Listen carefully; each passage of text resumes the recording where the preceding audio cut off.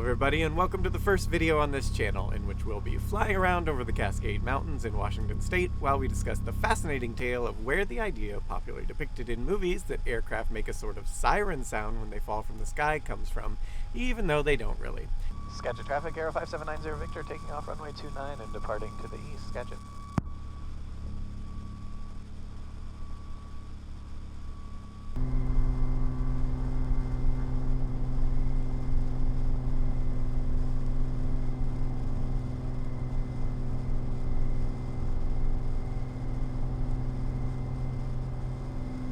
Sketch traffic, Skyek 12687, holding short, runway 29, sketch it.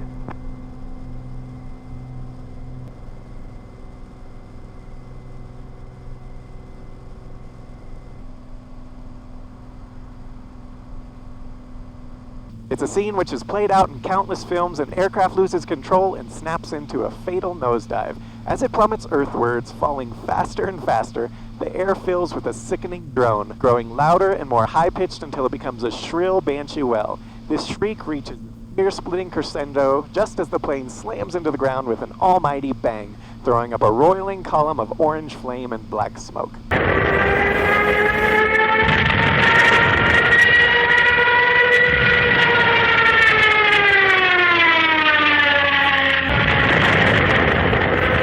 So much of a trope this scene is that you can be forgiven in thinking that this is a sound actual aircrafts make when they dive and crash.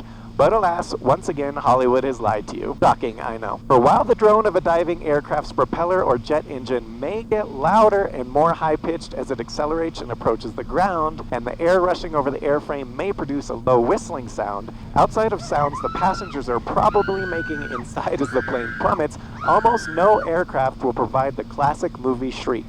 So why then does Hollywood, and by extension we, think that all aircraft sound this way? Well, it's all thanks to one infamous aircraft that actually did make this noise. So let's dive into it, shall we?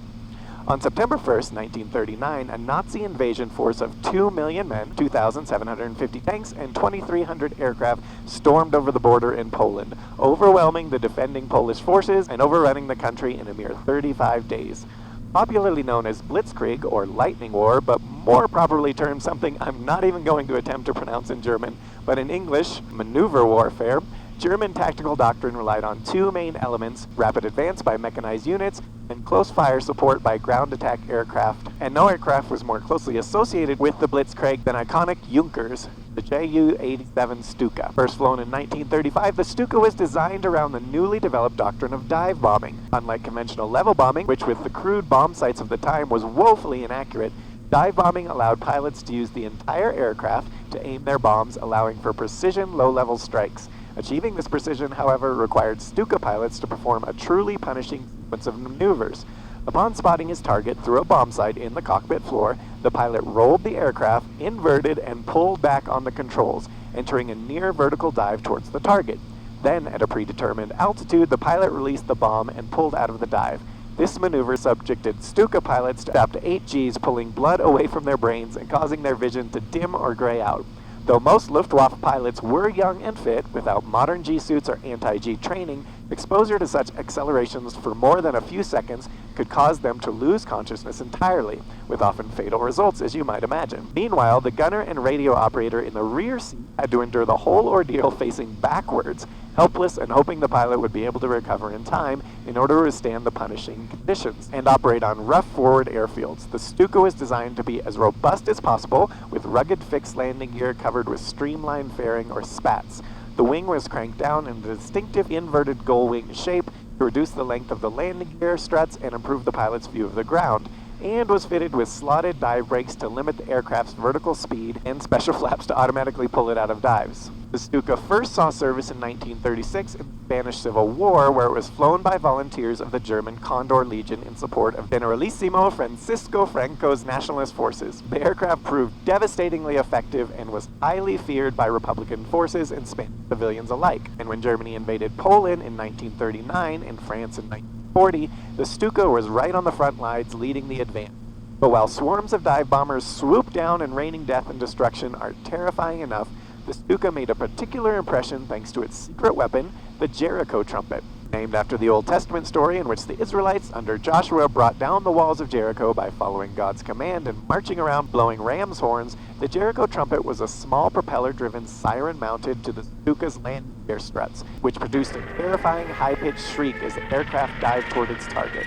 The device was designed to instill terror and dread in enemy forces, and in this it was extremely effective, with French General Eduardo Ruby describing its paralyzing effects in 1940. They, the French artillerymen, simply stopped firing and went to the ground. The infantry cowered in the trenches, dazed by the crash of bombs and the shriek of the dime bombers. The iconic shriek was widely featured in Nazi propaganda newsreels and burned itself into the minds of those who heard it and survived, helping to turn the sound of the Stuka into the faces of German blitzkrieg terror-bombing tactics. Indeed, the shriek became so iconic that at some point Hollywood sound designers began using it to indicate any diving aircraft, and an enduring cinematic cliché was born.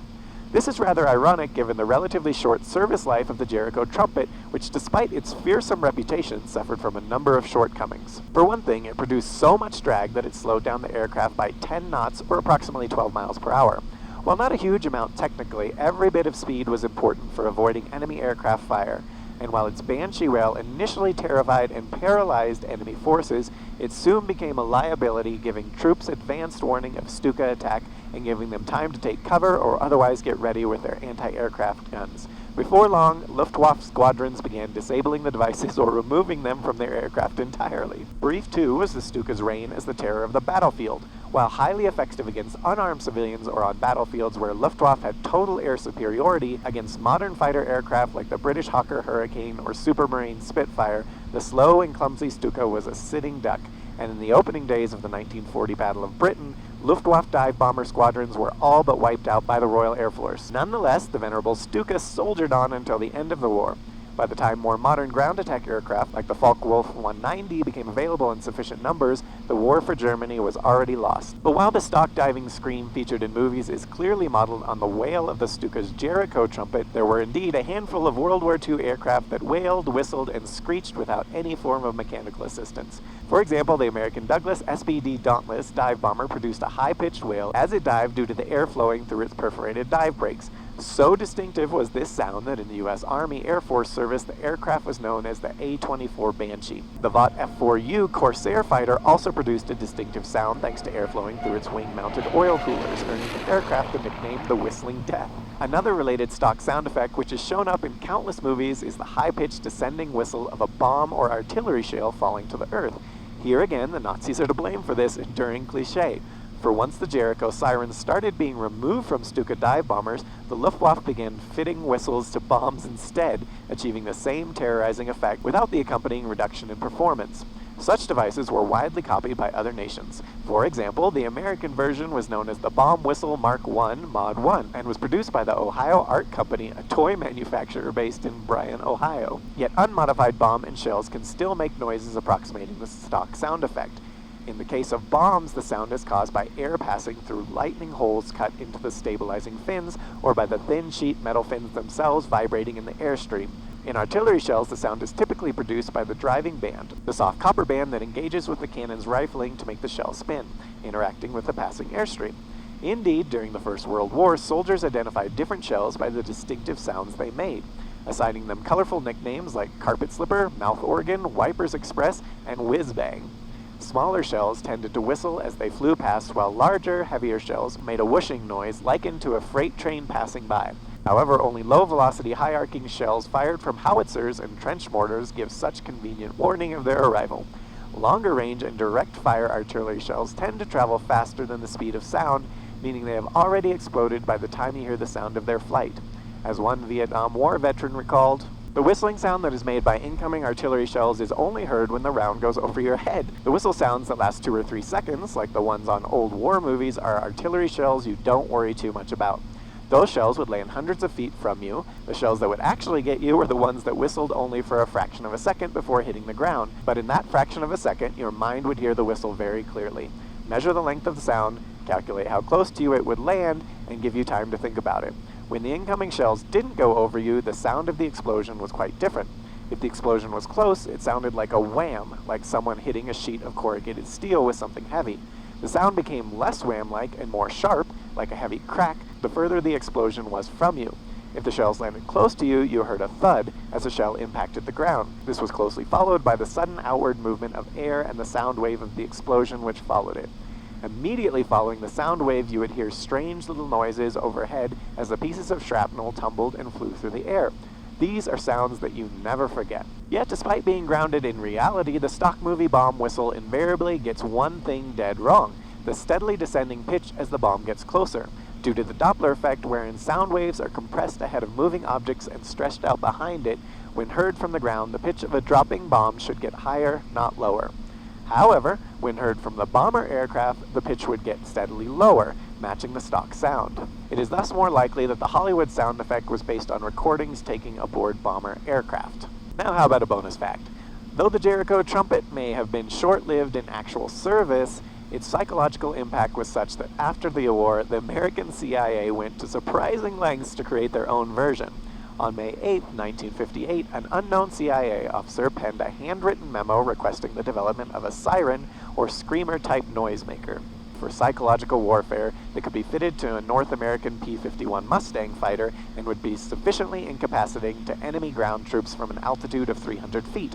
In September of that year, the request received the official designation of Task S. As a starting point, the project officers decided to copy the German wartime Jericho trumpet. However, tracking down the infamous device proved more difficult than expected.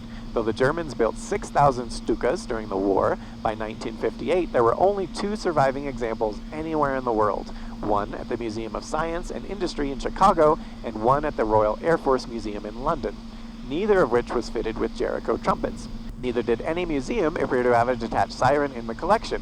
Thankfully, however, the CIA had a secret weapon, Operation Paperclip, the post-war effort to import Nazi scientists and engineers to work in the American defense industry.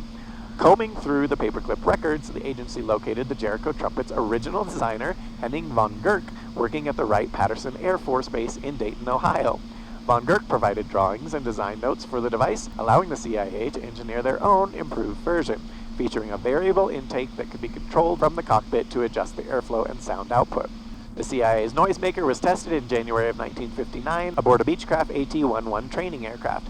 Unfortunately, performance proved disappointing. While at close range, the device could put out 180 decibels, well above the pain threshold for most humans. On the ground, this dropped to only 108 decibels, about as loud as a chainsaw and not very frightening. As the CIA report on the flight test stated, in the present state, this whistle cannot be considered as a harassment item. It does, however, attract attention. Upon hearing the whistle for the first time, and completely unaware that any such device was being tested, a charter pilot who flew the undersigned to the test site was of the opinion that either the oil or the fuel pump of the test aircraft was failing. He expressed concern for fear the test aircraft might crash due to motor failure. Although this unbiased witness was concerned about the noise, he was not frightened to any degree. The CIA considered retooling the device to help covertly identify friendly aircraft for ground forces, but ultimately concluded that if this whistle cannot serve any useful purpose as a psychological identification device, it is our recommendation that this project be dropped. 2 prototype whistles have been fabricated under this program, and any recommendations as to their disposal would be appreciated. But this was not the end of the United States Cold War experiments with sound-based psychological warfare. In 1966, the U.S. Air Force's Special Operations Center at the Eglin Air Force Base in Florida began working on a strange device nicknamed the Screaming Mimi, combination noisemaker and landmine. Contained in an airdroppable aluminum box, the device consisted of a loud siren with 4 loudspeakers, 1 for each side of the box, and a 25-pound charge of high explosives. The Screaming Mimi's battery could keep the siren running for up to 12 hours, while an anti-handling booby trap device could detonate the explosive charge if someone tried to move it or if the battery charge dropped below a certain level. Specifically designed for use in Vietnam, the intent was to drop large numbers of Screaming Mimis into enemy-held territory where the wailing sirens and random explosions would harass and demoralize North Vietnamese Army and Viet Cong forces. Unfortunately, just like the CIA airborne noisemaker before it, in testing the Screaming Mimi proved something of a dud, the device being barely able to generate 130 decibels. Describing the effect as to, quote, more entertaining than frightening, the Air Force canceled the project and relegated the Screaming Mimi to the dustbin of history. Just one of many bizarre and failed weapons to come out of the Vietnam War. And for more on another bizarre weapon that was actually used during the war, please check out our video on our sister channel, Today I Found Out. That time, the U.S. Army tried to defeat the Vietnamese using body odor.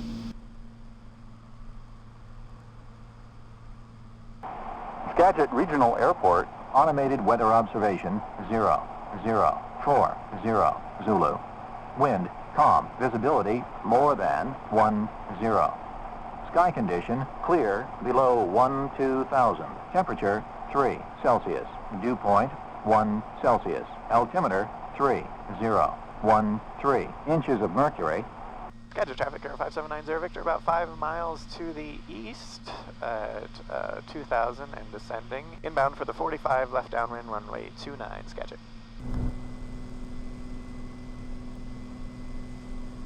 Scheduled traffic, Air 5790 Victor, turning final, runway 29, full stop, sketch it.